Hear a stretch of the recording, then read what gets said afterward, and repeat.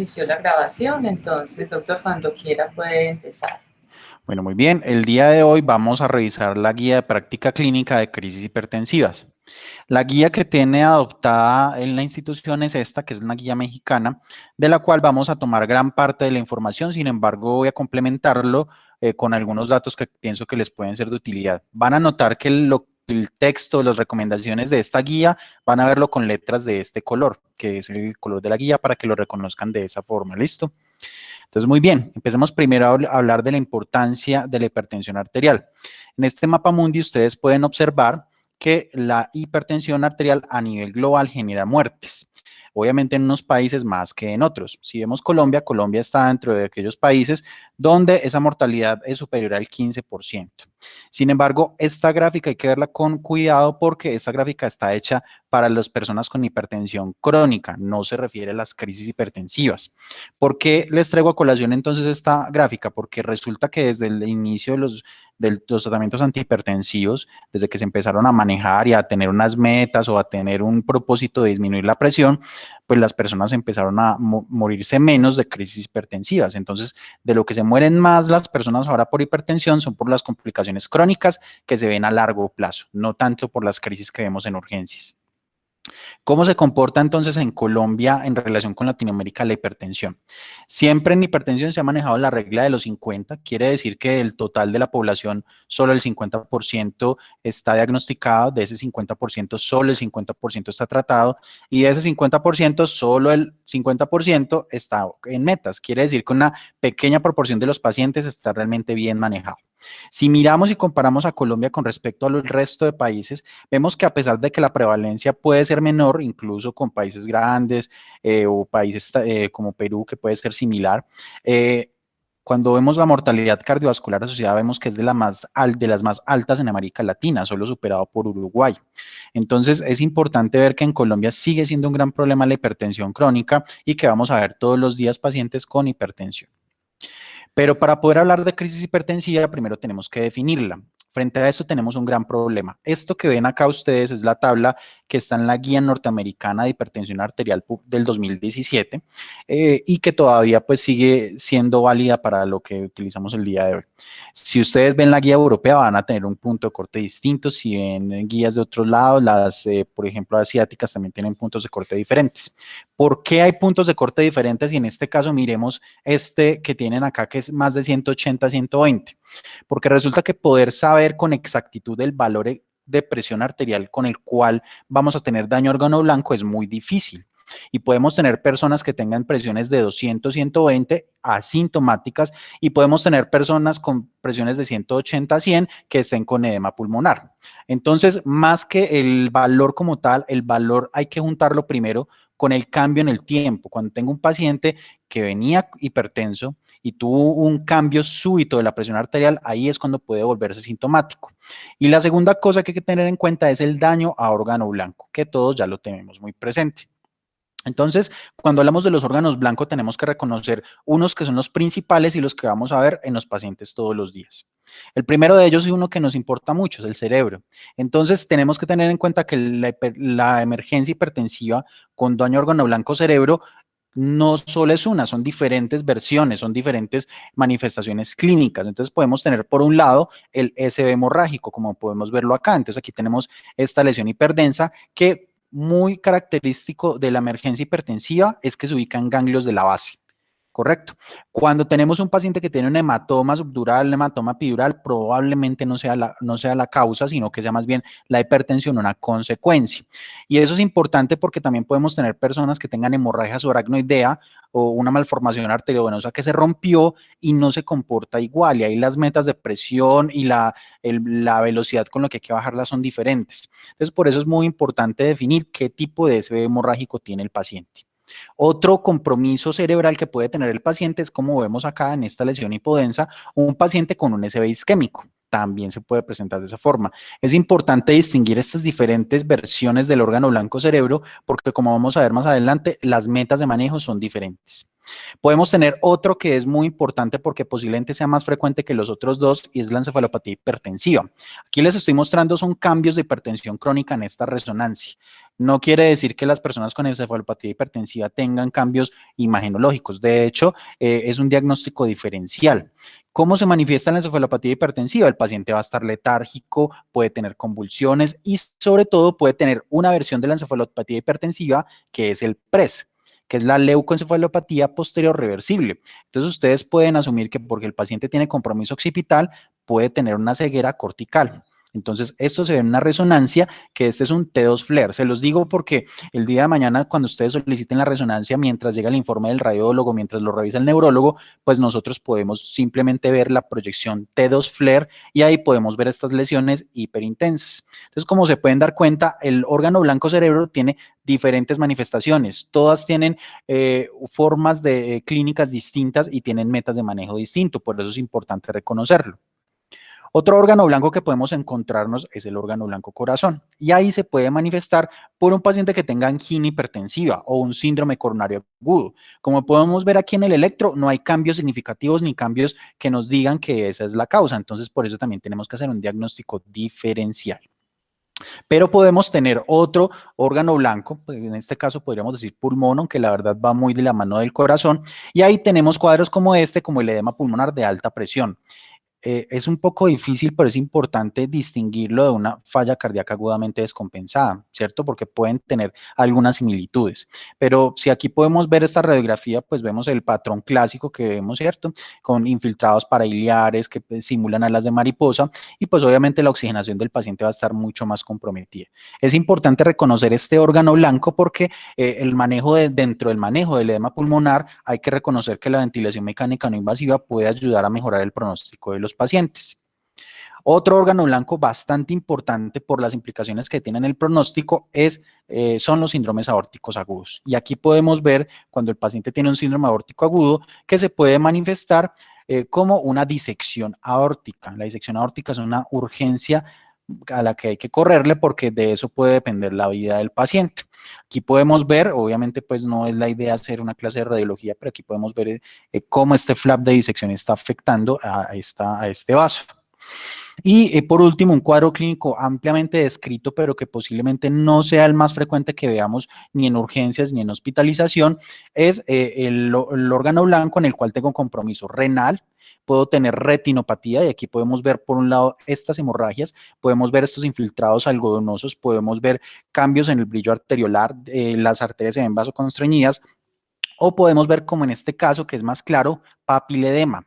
Si eso lo juntamos con compromiso renal por daño microangiopático, podemos tener la que se conoce como hipertensión maligna, que actualmente algunos consideran que el término más correcto sería microangiopatía hipertensiva aguda. ¿Para qué? Pues para poder entender la fisiopatología. En esta placa histológica que les quise traer, simplemente quiero mostrarles cómo los vasos sanguíneos hay necrosis, que es lo que vemos acá en negro, ¿cierto? También hay alinosis, que es lo que vemos acá en rosado, y a nivel hematológico también se pueden ver cambios. Podemos tener pacientes que tengan anemia hemolítica no inmune, o podemos tener personas que tengan trombocitopenia, se comporta como una microangiopatía trombótica. Esta como tal no es la emergencia hipertensiva más frecuente, pero es importante tenerla presente porque es probable que pocas veces nosotros hagamos una visualización adecuada del fondo de ojo. Con este fondo de ojo hay un problema y ustedes tienen que tenerlo muy presente. Resulta que los pacientes hipertensos crónicos pueden tener dentro de sus manifestaciones retinopatía hipertensiva y tener esos cambios puede corresponder a una escala 3 a 4, que para efectos es lo mismo porque el pronóstico es el mismo. ¿Cuál es la importancia de uno reconocer que un paciente hipertenso tiene estos cambios en la retina? Resulta que ellos tienen el eje renina-angiotensina-aldosterona más activo y eso puede explicar por qué se dan estos cambios también a nivel renal, porque cuando se activa ese eje renina-angiotensina, también se activa la cascada del complemento, también se activa la cascada de coagulación y la cascada inflamatoria. Entonces, todo eso puede llevar a que fisiopatológicamente el paciente tenga esas manifestaciones. Si miramos estadísticas, estas son estadísticas de Estados Unidos, vemos que como tal, la emergencia hipertensiva ha permanecido relativamente estable a través del tiempo. Correcto. Y cuando miramos el daño órgano blanco también ha permanecido igual, que son estas dos líneas que vemos acá. ¿Qué es lo que sí han visto que ha aumentado más? Es la cantidad de admisiones a urgencias, de consultas a urgencias, pues obviamente dados por el sistema de salud que tienen allá. En nuestro medio, desafortunadamente no tenemos una epidemiología, pero lo que sabemos de los estudios que han hecho es que corresponde al 1% de las consultas por hipertensión y de todas las consultas de urgencias puede ser hasta un 25%. Obviamente esto puede estar sobredimensionado, algunos dicen que puede ser mucho más bajo, que puede ser del 7 o incluso menos del 1%. Cuando lo distinguimos entre emergencias y urgencias, vemos que la proporción casi siempre se conserva, 25% son emergencias y 75% son urgencias. ¿Cuáles son los órganos afectados? Y esto sí quiero que quede muy claro, y es que los principales son el edema pulmonar o la falla cardíaca en el 31%, el SB isquémico en el 28%, y de ahí para abajo el resto. Aquí quise traerlos los que más comúnmente vamos a ver nosotros, tanto en urgencias como en hospitalización. La eclampsia, preeclampsia, eso es del obstetra, y el feocromocitoma, lo que clásicamente vemos, eso es bastante raro, eso es muy inusual. Yo nunca he visto, la verdad, ni un feocromocitoma, entonces les traigo lo más frecuente para que ustedes lo tengan presente. Entonces, ¿cómo se comporta en Colombia? Realmente las estadísticas, como les dije, son escasas, pero encontré este estudio que hicieron en la ciudad de Medellín, donde se encontraron en 156 pacientes que el 22%, vean que se conserva más o menos la proporción, 25%, 22%, correspondía a emergencia hipertensiva. Entonces, miren que están los diferentes órganos blancos que habíamos hablado. ¿Qué me llamó la atención cuando vi los datos del estudio? Es que incluían pacientes que tenían estos rangos de presión que no corresponden a lo que vimos al principio, que era definido como rangos de emergencia hipertensiva. Entonces, miren que aún hay una dificultad en poder asumir cuáles son los rangos adecuados para decir quién tiene emergencia y quién no. Frente a esto, sí quiero mencionarles que la dificultad en el diagnóstico es que los elementos con el cual nosotros hacemos esa medición, todos los días lo hacemos con un tensiómetro aneroide o también con un tensiómetro digital, realmente podemos tener dificultad porque puede subestimar la presión. Entonces, cuando tenemos un paciente en el cual estamos seguros que tiene una emergencia hipertensiva y hay que empezarle vasodilatador, la recomendación es que hagamos medición con línea arterial. Obviamente puede que en hospitalización no lo podamos hacer, pero en urgencia se puede invadir al paciente antes de pasarlo a la unidad con este tipo de monitoreo, ¿correcto? La guía mexicana, tiene una serie de preguntas que las resumí en estas 6 y es lo que vamos a discutir. El orden no va a ser igual al de las preguntas clínicas, sino que el orden que voy a llevar es el orden que me parece lógico cuando uno enfoca a un paciente, ¿listo? Pero todas estas preguntas es lo que se hace en la guía para poder intentar responderlas. De ahí hay que mencionarles que desafortunadamente en este tipo de entidad en particular, a diferencia de otras, como por ejemplo el síndrome coronario, la anticoagulación y otra serie pues, de temas en cardiología que son un poco más taquilleros, en crisis hipertensivas no hay tantos estudios. Y si ustedes pudieron hacer la prelectura antes de esta sesión, se dieron cuenta que el nivel de recomendación o el nivel de evidencia para todas estas preguntas no es el mejor. Todos son consensos de expertos, todos son recomendaciones de las personas pues, que se reúnen a hacer este tipo de guías. No hay un ensayo clínico que nos dé una respuesta que tenga la mejor evidencia. Entonces, primero, ¿cómo viene el paciente? Pues viene manifestando signos y síntomas. Un síntoma que es muy frecuente y que a las personas les asusta mucho es la cefalea, pero si ustedes miran acá, la mayor parte de personas que tienen cefalea no tienen emergencia, tienen una urgencia. Entonces miren que la cefalea, a pesar de que puede ser algo alarmante, pues realmente no es lo más frecuente en la emergencia hipertensiva. ¿Qué es más frecuente en la emergencia hipertensiva? Como podemos ver, el paciente puede tener disnea, puede tener déficit neurológico focal, puede tener dolor torácico. Entonces, a la hora de evaluar los signos y síntomas, tengamos mucho cuidado porque muchas veces los mandan esos pacientes de consulta externa, incluso sin ninguno de esos síntomas, simplemente con algo de mareo, con algo de vértigo y ya, nada más. Y esos pacientes probablemente no requieran ser ingresados o no requieran que sean manejados en urgencias más allá de 6 horas. Entonces, por eso es importante que tengamos presente eso. Entonces, cuando tengo el paciente en urgencias o en hospitalización y lo quiero valorar, la siguiente pregunta es, bueno, tiene una serie de signos y síntomas inespecíficos, tiene las cifras tensionales elevadas, bueno, ¿qué examen debo solicitar? Resulta que aquí, como pueden verlo, la guía mexicana nos dice que a todos los pacientes con emergencia hipertensiva hay que hacerle estudios básicos y solo estudios específicos para el sitio de daño orgánico. Realmente tengo algo de dificultad o de conflicto con este tipo de recomendaciones porque cuando uno dice estudios básicos es bastante inespecífico. Y quiere decir que hay que pedirle una serie de estudios que muchos de ellos pueden ser innecesarios.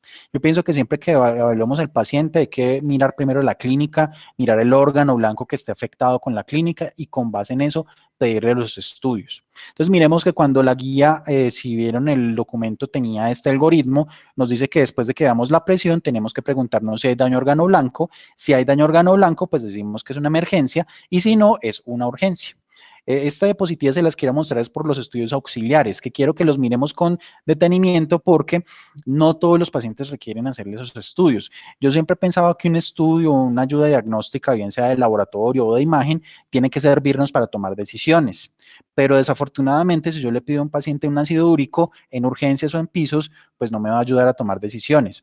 El ácido úrico puede servirnos como un marcador de riesgo cardiovascular, eso es correcto, eso sirve, pero a la hora de decir el paciente se queda, va para la unidad del paciente, simplemente lo observamos y le damos un medicamento oral, en eso no me va a ayudar el ácido úrico, tampoco un perfil lipídico. Correcto. Entonces hay ciertos exámenes que uno tiene que verlos con mucho cuidado porque posiblemente no nos van a ayudar a definir conductas y sí van a encarecer el costo de atención. Pero por otro lado, si hay otros exámenes que son importantes, por ejemplo, un electrocardiograma, eso sí es importante hacerlo, una función renal también, un examen de orina, el examen de orina nos va a permitir ver si hay una lesión renal o algo agudo que esté comprometiendo el riñón. Entonces, estos exámenes, a pesar de que la guía los recomienda, yo les diría que véanlo con detenimiento, miren en el contexto clínico de su paciente, porque pienso que no es necesario pedir todos estos estudios. Correcto. ¿Qué pasa si el paciente tiene emergencia hipertensiva? Definitivamente hay que ingresarlo y hay que empezarle vasodilatador parenteral. ¿Qué pasa si tiene una urgencia? Ahí es cuando podemos decir el paciente se puede manejar con medicamentos orales e incluso darle salida.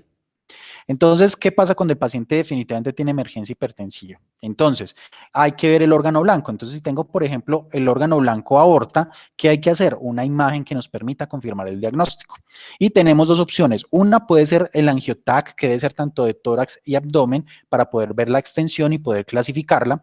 Recuerden que la disección aórtica, dependiendo si es Stanford A o B, el manejo es distinto y el sitio de manejo también, y el especialista. Si, por ejemplo, es un Stanford A, que es proximal y que compromete pues toda la raíz aórtica, ese paciente requiere manejo por cirugía cardiovascular. Mientras que si es un Stanford B requiere manejo por vascular periférico. Y eso es importante en nuestro hospital porque nosotros no tenemos cirugía cardiovascular. ¿Qué tenemos que hacer? Mirar si el paciente es para mandarlo a cirugía vascular o remitirlo a otra institución. ¿Qué hacer si el paciente tiene una sospecha de un SB isquémico o un compromiso órgano blanco-cerebro? Muy sencillo, pedirle una tomografía de cráneo. ¿Qué hacer si el paciente tiene una sospecha de un SBI es candidato a trombolítico? Mirar si está en la ventana y de acuerdo a eso, como ustedes ya saben, hacer todo el protocolo de SB para definir si es beneficiario de RTPA. Si el paciente tiene también síntomas neurológicos, miren que ninguno de estos tres yo lo puedo definir solo con la clínica. La clínica es insuficiente para poder decir si el paciente tiene hemorragia o no. Por eso a todos los pacientes habría que hacerles una tomografía de cráneo simple.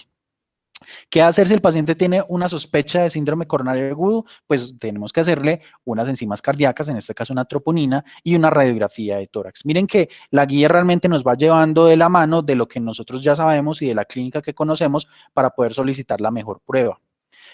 Resulta que si tienen encefalopatía hipertensiva, miren que también hay que hacer la tomografía de cráneo, pero ojo, no se les olvide intentar hacer fundoscopia. ¿Para qué? Para poder hacer diferencial con hipertensión maligna.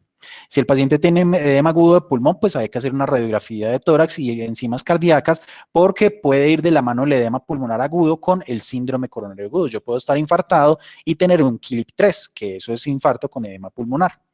Preeclampsia, eclampsia, no nos vamos a meter en eso, para eso está el servicio de obstetricia. Este consumo de anfetaminas es probable que lo vean más frecuente en urgencias y pues ¿qué hacemos? Pedir el perfil toxicológico. Es importante poder reconocer esos pacientes y por eso siempre interrogarlos, sobre todo en aquellas personas que no son hipertensas previas y vienen por crisis hipertensiva, mirar si está consumiendo cocaína porque eso nos puede afectar el tipo de medicamento que vamos a utilizar. Y si tiene hipertensión maligna, miren que aquí nos dice que tomar metanefrinas de en 24 horas. Cuidado, la hipertensión maligna, como les dije antes, está relacionada con fenómenos protrombóticos microvasculares. Las metanefrinas lo pido cuando alguien tiene sospecha de feocromocitoma. Pero alguien que tiene feocromocitoma tiene una clínica distinta. Es una persona que se queja de fogajes, de flushing. Y realmente, como les digo, es una entidad bastante rara. Es muy inusual. Entonces no valdría la pena que ni en urgencias ni en pisos le pidiera esta prueba. Entonces, resulta que hay una guía, que esta es la guía europea para el manejo de crisis hipertensiva, donde nos dice qué exámenes de laboratorio básicos podemos pedir. Simplemente quiero que lo revisemos para que miren qué recomiendan los europeos. ¿Qué nos dice? Ve, hágale un hemograma. Con el hemograma usted mira hemoglobina y plaquetas. ¿Por qué? Si el paciente tiene anemia y tiene trombocitopenia, usted puede sospechar una microangiopatía trombótica, es decir, una hipertensión maligna. Medirle creatinina y electrolitos. ¿Por qué? Porque eso les puede ayudar a ver el compromiso renal que se puede ver también en esta condición. La LDH va de la mano de la hemólisis. Si está elevada, pues nos puede sugerir hemólisis. Aptoglobina, yo diría, espérense, no le pidan a todo el mundo aptoglobina, porque pues si resulta que la LDH está normal y no tiene anemia, pues no valdría la pena pedirle aptoglobina. Hacerle un examen de orina, recuerden, el examen de orina es la biopsia renal del pobre. ¿En qué sentido? Que nos da mucha información a muy bajo costo y nos dice el paciente tiene un problema crónico, tiene un problema agudo, tiene un problema glomerular, tiene un problema tubular. Entonces, por eso el examen de orina va más allá de ver infección. El examen de orina permite poder clasificar y poder dar un enfoque un poco más preciso a la enfermedad renal. El electro obviamente nos va a permitir ver si hay cambios de isquemia miocárdica y la fundoscopia, yo sé que es probable que sea difícil en un servicio donde hay mucha luz, donde no tenemos todos los elementos, pero por lo menos hacer el esfuerzo de intentar, por lo menos en esas personas que pensemos que tienen hipertensión maligna, este tipo de examen. Dependiendo de la indicación, miren que esos son exámenes globales. Yo estoy en contra de exámenes globales, yo pido el examen según lo que tenga el paciente, pero según la indicación del paciente, yo le puedo pedir cardioenzimas, en este caso la troponina solamente, extendido de sangre periférico si pienso que tiene hemólisis, una placa de tórax si pienso que tiene falla cardíaca, un ecocardiograma, y entonces depende. Si pienso que tiene disección aórtica, el ecocardiograma debería ser transesofágico. Si pienso que es una falla cardíaca o un síndrome coronario, le podría pedir un ecocardiograma transtorácico. Eso es importante porque obviamente es más fácil hacer un transtorácico que un transesofágico. Si el paciente tiene un compromiso órgano blanco cerebro, le puedo pedir una tomografía o resonancia y ya pues si pienso que tiene una disección aórtica, la angiotomografía. Entonces miren que realmente todos estos exámenes van de la mano de lo que veamos primero con el enfoque clínico del paciente.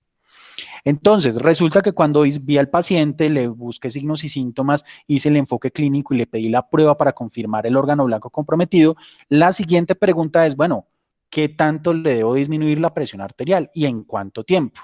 Resulta que la guía nos dice y nos establece que hay una serie de condiciones que requieren una disminución rápida, y miren que aquí es rápida en la primera hora y menos de 140 milímetros de mercurio la sistólica, y son estas condiciones. Primero, la disección aórtica, yo creo que es obvio, la preeclampsia-eclampsia, que no la vamos a manejar, y la emergencia hipertensiva con feocromocitoma. Entonces, si ustedes miran con detalle, lo que tenemos que correrle más es a la disección aórtica. Preeclampsia, eclampsia no vamos a ver y feocromocitoma muy poco probable.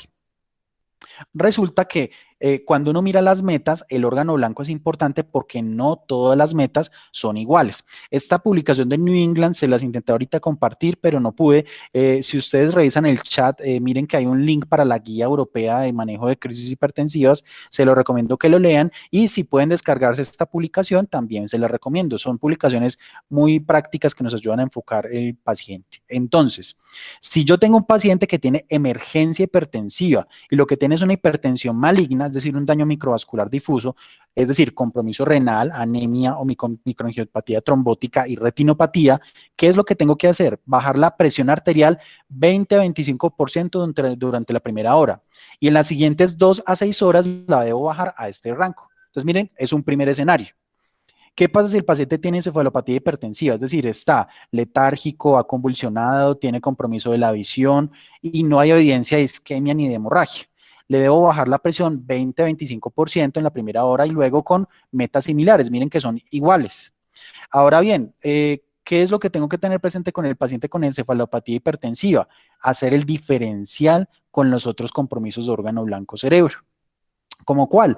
La hemorragia intracerebral. Entonces miren que aquí la meta ya cambia, ya es distinto. Antes de eso, cuando hablo del 20 al 25%, yo les digo que utilicen un mismo valor, es decir, si lo va a hacer con la sistólica, sígalo haciendo con la sistólica, si lo va a hacer con la tensión arterial media, sígalo haciendo con la media y calcule y mire la diferencia para saber qué porcentaje de la presión bajó. ¿Qué pasa si tiene una hemorragia intracerebral? Entonces, si la presión está en estos rangos, debe bajarla hasta este rango en una hora, sobre todo en una persona que piensa que tengo una anormalidad vascular, es decir, una persona que tenga una malformación arteriovenosa o una hemorragia subaracnoidea por un aneurisma. Miren que es un contexto, pero si es un paciente que tiene un hematoma, miren que la meta de presión es diferente, es tenerlo menor a 180. ¿Por qué? Porque bajarlo menor de 140 en ese paciente puede ser deleterio. Por eso es muy importante saber el tipo de hemorragia intracerebral que tiene el paciente, porque mire cómo cambian las metas. ¿Qué pasa si el paciente tiene un SB isquémico? Lo primero que me tengo que preguntar es, venga, ¿el paciente está en ventana para hacer fibrinolisis? Y si es un paciente para ventana fibrinolítica, tengo que bajarle por debajo de este rango, porque si ustedes recuerdan la guía de fibrinolisis en SB, es necesario presiones por debajo de este valor para poder aplicar el trombolítico. Entonces, por eso hay que mirar eso. Resulta que si el paciente no es candidato a fibrinolisis, la segunda cosa que hay que ver es el rango. Entonces miren que si está menor de 220, 120, generalmente nos dice quédese quieto.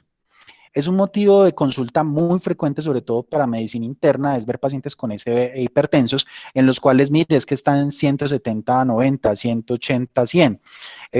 Recuerden que hay una zona de penumbra isquémica que esa hipertensión permite que no sea grande. Entonces, si disminuyo la presión, lo que voy a hacer es aumentar esa zona de penumbra isquémica. Entonces, por eso, en esas por lo menos primeras 24 a 48 horas hay que ser muy cautos y no bajar demasiado la presión del paciente. Es más, mire que le dicen ahí, déjelo quieto, no sea tan agresivo a la hora de darle medicamentos. ¿Listo? Pero si el paciente resulta que tiene el SB isquémico y tiene otra cosa como falla cardíaca o infarto, ahí puede bajar 15% en una hora. Entonces miren cómo en una sola manifestación de órgano blanco hay diferentes valores dependiendo de la situación clínica del paciente.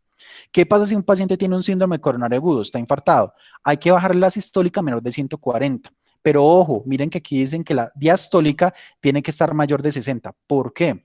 Recordemos que la perfusión de las coronarias se da en diástole. Entonces, si tumbo la presión diastólica del paciente, pues voy a empeorar la perfusión coronaria y por ende la isquemia. Entonces, por eso hay que vigilar tanto la sistólica como la diastólica. ¿Qué hacer con falla cardíaca aguda? Miren que aquí sí, a diferencia del órgano blanco cerebro, aquí sí hay que bajarla a menos de 140 y en una hora. ¿Qué hacer si el paciente tiene disección aórtica? Miren que aquí ya la meta es mucho más estricta, es menos de 120 la sistólica. Y por otro lado, tener en cuenta la frecuencia cardíaca menor de 60 y miren que no es en una hora, es en 20 minutos. ¿Por qué? Porque cuando yo ese tratamiento lo que pretendo es disminuir el estrés de la pared. Entonces, por ese motivo le doy drogas que van a bajar la frecuencia y la presión.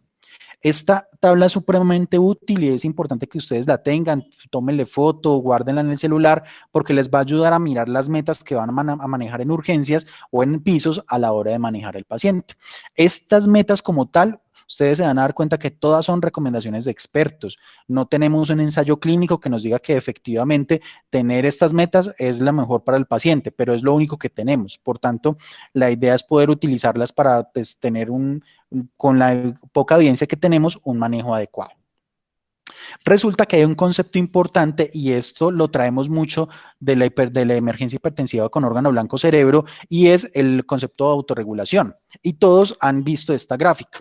¿A qué se refiere esta gráfica? Miren que la presión de perfusión cerebral depende de dos cosas, de la presión arterial media y de la presión intracraneal. La presión intracraneal no la vamos a modificar, pero la presión arterial media sí. Entonces miren que la presión arterial media, a medida que yo tengo un paciente hipertenso, intenta mantenerse este flujo cerebral estable a pesar de que haya cambios en la presión arterial media. ¿Por qué? Porque si resulta que pasa un umbral y esa presión arterial media empieza a subir, voy a tener edema cerebral, que eso es muy grave. Entonces, la forma que tiene el cerebro para poder compensar esto es mantener esta perfusión cerebral igual. ¿Qué pasa con un paciente hipertenso crónico? Miren que la curva se desplaza más hacia la derecha. Quiere decir que un hipertenso crónico está acostumbrado a tener medias mucho más altas para poder mantener esta presión de perfusión cerebral. En este punto de la curva, cuando yo hago la emergencia hipertensiva, ahí es cuando puedo tener el riesgo de hacer edema cerebral.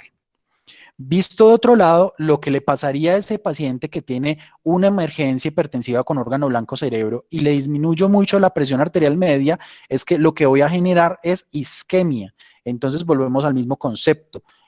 Este concepto de la autorregulación es importante para evitar que el paciente no haga mayor isquemia cerebral. Entonces, por eso no hay que bajar la presión tan abruptamente. ¿Cómo se logra eso y cómo hacemos que el paciente no tenga un descenso tan abrupto de la presión? Resulta que la infusión continua de los agentes antihipertensivos, entonces ahí nos damos cuenta que la infusión de nitroprusiato, nitroglicerina o labetalol puede ser una mejor opción para poder mantener esta presión sin mayores alteraciones o un descenso que sea progresivo y que no lleve al paciente a esta parte. Esta también es una recomendación de la guía. Muy bien. ¿Cuáles son los vasodilatadores que tenemos disponibles en Colombia? Entonces, si ustedes les dieron la guía, van a darse cuenta que hablan de nicardipino, esmolol, urapidil, clevidipino, que ninguno de esos los tenemos en Colombia, ninguno de esos los vamos a tener a la mano para poder manejar al paciente. ¿Qué es lo que tenemos a la mano en Colombia? Solo estos tres. Por eso es importante que estemos familiarizados con cada uno de ellos. Tenemos la nitroglicerina, el nitroprusiato y el labetalol. Es importante familiarizarse con la presentación porque van a darse cuenta que dependiendo del laboratorio podemos tener presentaciones y concentraciones diferentes. Por ejemplo, me tocó una nitroglicerina que venía en un frasco ya preparada de 250 mililitros, era de Baxter. Ya la dejaron de producir, entonces toca utilizar esta, que esta, por cierto, si ustedes ven el frasco, es un medicamento que es fotosensible, por eso tiene que ir con un equipo protegido. Lo mismo el nitroprusiato. Entonces, estos tres son los que vamos a utilizar en nuestro día a día para poder manejar al paciente. Resulta que cómo elegimos el medicamento según el tipo de emergencia. La guía les va a mencionar diferentes emergencias, si tiene disección aórtica, si tiene CV, si tiene síndrome coronario, y si se dan cuenta, ninguno de los medicamentos tiene más evidencia que el otro, es decir, no hay ninguno que sea ostensiblemente mejor en cuestión de desenlaces, no se van a morir menos, no van a tener menos secuelas o no van a tener menos daño a órgano blanco. ¿Cómo escogemos un medicamento por encima del otro? Basados en la fisiopatología y en las consecuencias de los medicamentos. Si vemos en la emergencia hipertensiva con daño a órgano blanco cerebro, en todas, el medicamento de elección es el labetalol. Siempre vamos a utilizar labetalol. En caso de que no lo tengamos o que el paciente tenga una contraindicación porque es asmático, ojo, asmático, no con EPOC. En la EPOC es relativo. O un paciente que tenga un bloqueo auriculoventricular o un paciente que esté bradicárdico donde no podamos utilizar labetalol, la otra opción a utilizar es el nitroprusiato sódico. Entonces miren que en el cerebro es o labetalol o nitroprusiato. ¿Qué pasa si el paciente tiene un órgano blanco corazón? Depende. Esta es respuesta internista. ¿Depende de qué? Depende del tipo de órgano blanco, entonces, o el tipo de emergencia. Si es un síndrome coronario agudo, el de elección es la nitroglicerina. ¿Por qué? Resulta que el nitroprusiato en forma teórica, esto es más teórico que otra cosa, no está demostrado que sea tan deleterio, pero el nitroprusiato puede generar algo que se llama robo coronario. Quiere decir que disminuye la perfusión de las coronarias y obviamente una persona que está con isquemia miocárdica y le dé nitroprusiato podría aumentar la zona de isquemia en teoría. Entonces, por eso no es buena idea utilizar sino la nitroglicerina. ¿Qué pasa si el paciente tiene edema agudo de pulmón? Lo que podemos utilizar es furosemida, ojo, furosemida, no tanto pensando en antihipertensivo, porque como antihipertensivo es muy malo, sino pensando en que puede funcionar como un medicamento que va a disminuir el volumen, la sobrecarga hídrica, que es lo que finalmente puede llevar al paciente, esa hipervolemia, a la crisis hipertensiva. Pues yo quiero que ustedes lo miren con cuidado también y lo piensen cuando tenemos esos pacientes renales crónicos que están en hemodiálisis, que lo demandan de la unidad renal porque están en edema pulmonar, pregúntenle al paciente una cosa, si tiene diuresis o no. Si tiene diuresis conservada, pues el paciente es posible que le sirva la furosemida, pero piénsenlo de otra forma, si el paciente está anúrico, ¿qué efecto tendría darle furosemida a ese paciente? Probablemente ninguno. ¿Cómo le sacaríamos el líquido? Con la diálisis. Entonces, por eso hay que mirar bien la condición clínica del paciente a la hora de ver si sirve o no sirve el medicamento. También tengan presente en ese tipo de pacientes como el que les mencioné del renal crónico en hemodiálisis, de utilizar sobre todo nitroprusiato porque podría generarle a ese paciente pues intoxicación por tiocianatos. Toca utilizarlo, pero utilícenlo con cuidado y sobre todo intentando que no se demore mucho tiempo. La nitroglicerina en ese contexto sería una mejor opción en ese paciente renal crónico en hemodiálisis. Para el resto de pacientes, una combinación de furosemida y nitroprusiato es una buena opción. ¿Qué hacer cuando el paciente tiene disección aórtica aguda? Acá lo que nos recomienda la guía es primero darle el beta bloqueador, en este caso el labetalol, es el medicamento que se utiliza de primero, y ya después debemos combinarlo con nitroprusiato sódico. Lo que nos dicen es que nunca utilicemos el nitroprusiato sódico como monoterapia, porque como en esta emergencia en particular hay que bajar la presión tanto y tener el paciente tan bien controlado, pues es posible que con nitroprusiato no sea suficiente. Aparte porque el nitroprusiato no va a poder controlar la frecuencia cardíaca. ¿Qué hacer si el paciente tiene cualquiera de estas otras, hipertensión maligna, enfermedad renal? Utilizar labetalol, ¿correcto? Muy bien, ¿cuál es la dosis? Entonces, todos hemos aprendido la dosis en infusión y pues cuando uno ve nitroprusiato y nitroglicerina vemos que las dosis cambian. Yo la verdad, sinceramente, si le soy franco, yo prefiero utilizar la nitroglicerina a igual dosis que el nitroprusiato, es más fácil de aprender, aparte porque siempre he pensado que las infusiones deben ser basadas en el peso para evitar sobredosificación o subdosificación. ¿Cuál de los dos es mejor vasodilatador? Definitivamente el nitroprusiato porque tiene efecto arterial, mientras que la nitroglicerina tiene más efecto a nivel venoso. Miremos que el tiempo de acción o el inicio de acción va a ser rápido, tanto para nitroprusiato como para nitroglicerina, pero la duración va a ser menor. Por eso es que es importante darlos en infusión continua, porque si no, el efecto del fármaco va a pasar y el paciente pues no va a estar bien controlado. Por eso siempre estos dos hay que utilizarlos en infusión continua. Mientras que el labetalol no. El labetalol, miren que la duración puede ser hasta de 3 a 6 horas. Por eso se permite utilizar de las dos maneras, tanto en infusión como en bolos. Podemos utilizarlo en bolos de 20 miligramos, máximo hasta 80 miligramos en bolo. Y no se les olvide la dosis tope del labetalol. Se utiliza máximo 300 miligramos al día, bien sea en bolos o bien sea en infusión continua. No se les olvide los efectos adversos del labetalol al ser un beta bloqueador y pues obviamente tener la precaución en personas que tengan falla cardíaca o EPOC porque podría descompensarse, sobre todo la falla cardíaca. En EPOC es relativo, sobre todo el paciente que está con broncoespasmo agudo. Resulta que ya acercándonos pues a otro escenario clínico, las mal llamadas urgencias hipertensivas. Lo que dice la guía europea es que llamar urgencia hipertensiva realmente es algo que no sirve, que es inútil, en el sentido que eso realmente no va a hablar de la gravedad del paciente y eso no va a cambiar el manejo. Entonces, por eso lo coloco entre comillas. Y lo que dicen los europeos es, hombre, no diga urgencia hipertensiva, diga que, o sea, una hipertensión no controlada y ya. Y lo que es importante es reconocer la emergencia hipertensiva. ¿Qué es lo que nos sugiere la guía mexicana? Los pacientes que tengan urgencia hipertensiva, es decir, presiones elevadas sin daño órgano blanco, la reducción de la tensión arterial sea de manera ambulatoria y con medicamentos orales. Es muy frecuente que de consulta externa manden estos pacientes y cuando llegan a urgencias que tenemos que mirar si el paciente fue que no se tomó el medicamento, que por cierto es la causa más frecuente de crisis hipertensivas, tenemos que mirar que el paciente no tenga dolor, que no tenga un globo vesical, que no tenga algo que esté aumentando la presión, incluso la misma ansiedad. ¿Qué es lo que deberíamos hacer? Pues si vamos a dejarlo en urgencias, déjenlo acostado, que el paciente tome un reposo de algunos minutos, incluso 1 o 2 horas y volver a evaluar la presión. Si definitivamente queremos darle un medicamento oral para bajar la presión, resulta que tampoco tenemos evidencia de cuál es el mejor.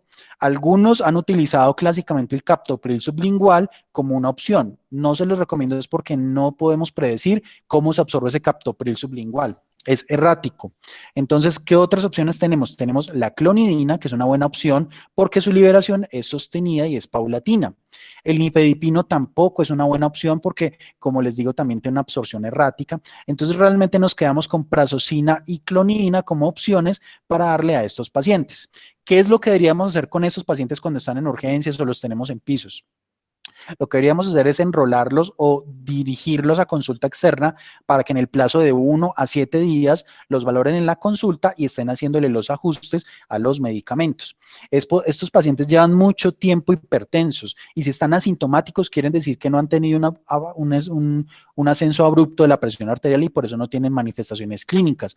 Por eso la idea no es bajarles abruptamente la presión, podemos hacerlo en la consulta externa mirando primero la adherencia, porque la adherencia al ser una de las principales causas de mal control de la presión, pues se puede intervenir fácilmente. Después, ya que el paciente nos aseguremos que tome bien los medicamentos, ahí sí pensamos si tiene una hipertensión resistente o hipertensión secundaria. Pero lo primero es asegurar la adherencia. ¿Qué hacer? Y este pues es una ya de las últimas diapositivas con las personas que tienen hipertensión perioperatoria. Resulta que si el paciente tiene una cirugía y tiene una presión arterial mayor de estos valores, lo que dice la guía, mire, si no es una cirugía urgente, pues difiérala, controle el paciente y prográmelo después. ¿Qué hacer si el paciente requiere una cirugía sí o sí, pues porque es urgente o porque pues tiene dificultades, porque no se la van a poder hacer quién sabe hasta cuándo? Pues una opción es poderle dar esmolol, que no tenemos, o lo que nos dice la guía es nitroglicerina. ¿Con qué valores? Con esos que tiene acá, con esos valores de presión arterial o un aumento de más del 20% de la sistólica con relación a su valor basal. Entonces, ya para terminar, ¿qué mensajes quiero que se lleven para la casa después de esta revisión? La primera, la emergencia hipertensiva, que es lo que vamos a prestarle más atención para el manejo vasodilatador, es la que se asocia con morbimortalidad y por eso requiere tratamiento inmediato, idealmente en UCI o en UCIN. ¿Por qué? Porque hay que estar con un monitoreo cardiovascular continuo, si es posible ponerle una línea arterial y con vasodilatadores parenterales.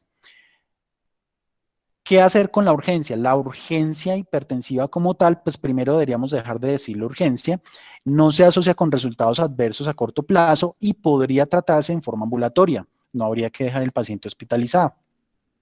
¿Qué hacer con la no adherencia? Primero identificarla, recuerden que hay pruebas como el test de Morisky, que son 4 preguntas, los invito a que ustedes busquen el test, es muy fácil, para poder decir quién se adhiere y quién no se adhiere a los medicamentos. ¿Y qué hacer si nos damos cuenta si el paciente no se adhiere? Pues bueno, primero enrolarlo en un buen control por consulta externa y pues mostrarle la importancia de que tenga controlada la hipertensión para evitar, no ahora, sino que resulta que esos pacientes que hacen emergencia hipertensiva son los que se complican a largo plazo. Él no se va a morir cuando lo tengo en el hospital, se va a morir de las complicaciones a los 4 o 5 años cuando tenga daños severos a corazón, a riñón o a cerebro. Entonces hay que explicarle eso al paciente. Las emergencias, como vimos, se manejan siempre con medicamentos intravenosos y el tipo de medicamento está guiado por el tipo de órgano. Lo mismo la meta de reducción de la presión arterial. Y las urgencias pueden manejarse con medicamentos orales y hacer ajustes a lo que el paciente tenía, mandándolo a un control ambulatorio que ojalá sea precoz. Precoz desde 1 a 7 días. Y eso es todo lo que les quería comentar por esta sesión. Muchísimas gracias para todos. Quedo abierto a preguntas, a dudas. No sé si de pronto quede algo pues confuso.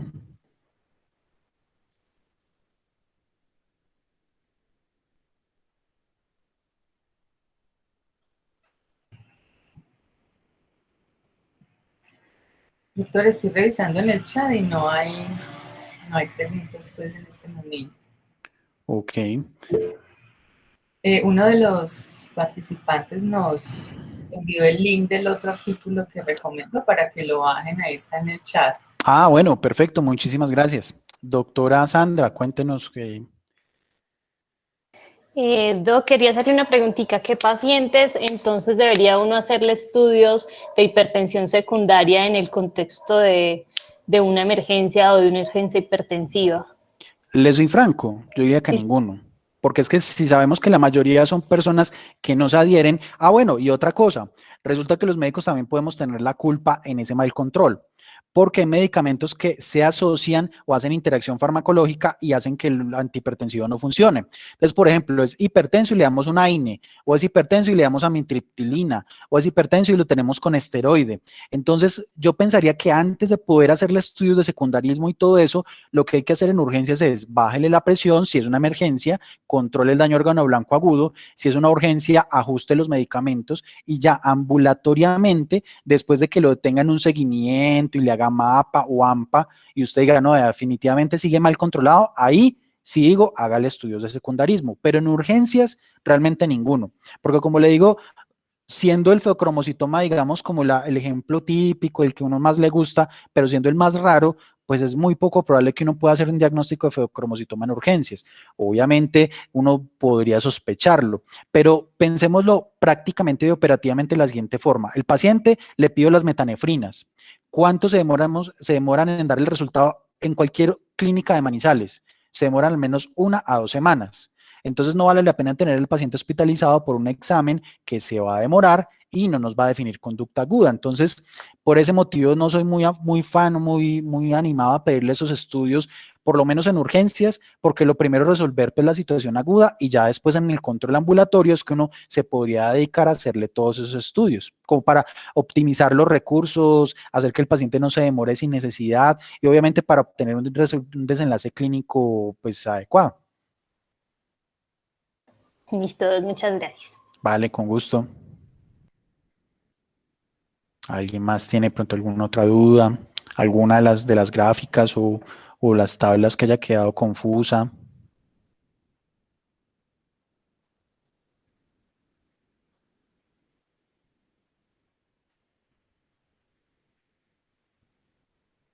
Bueno, no, si no hay más preguntas, entonces vamos a dar por terminada la sesión. Muchas gracias a todos pues los que se conectaron por su participación. Y espero pues que haya sido de utilidad esta revisión. Espero que los documentos pues adicionales también les sean de utilidad porque va a ayudarles mucho en la vida diaria para poder tener alguna precisión. Todos ustedes ya saben este tema, lo ven todos los días, pero realmente al no tener mucha información, tenemos que puntualizar esas precisiones para optimizar bien el uso tanto de medicamentos como de ayudas diagnósticas.